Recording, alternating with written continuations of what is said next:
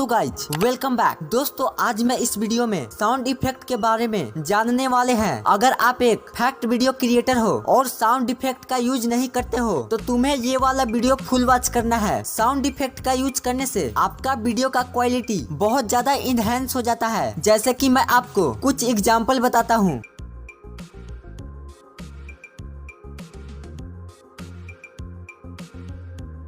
दोस्तों, आपने अभी जो वीडियो देखा उसमें कोई साउंड इफेक्ट नहीं था, इसे देखने में मजा नहीं आ रहा था। अब मैं आपको साउंड इफेक्ट के साथ वीडियो दिखाता हूँ।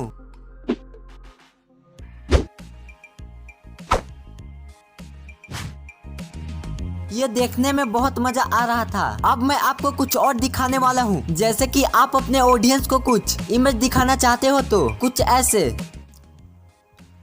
इसे देखने में फील नहीं आ रहा था, अब आप इसे देखें, ये देखने में कुछ अलग ही फील आया। दोस्तों, ये वीडियो आपके लिए बहुत इंपॉर्टेंट है, तो चलिए वीडियो को एक्सप्लेन करते हैं। इस वीडियो का 2 पार्ट होने वाला है। पहला जिसमें मैं आपको साउंड इफेक्ट को सुनाने वाला हूँ और दूसरा आप इस साउंड इफेक्ट को कैसे डाउनलोड करेंगे। तो चलिए वीडियो को स्टार्ट करते हैं। तो सबसे पहले आप साउंड इफेक्ट को सुन लीजिए।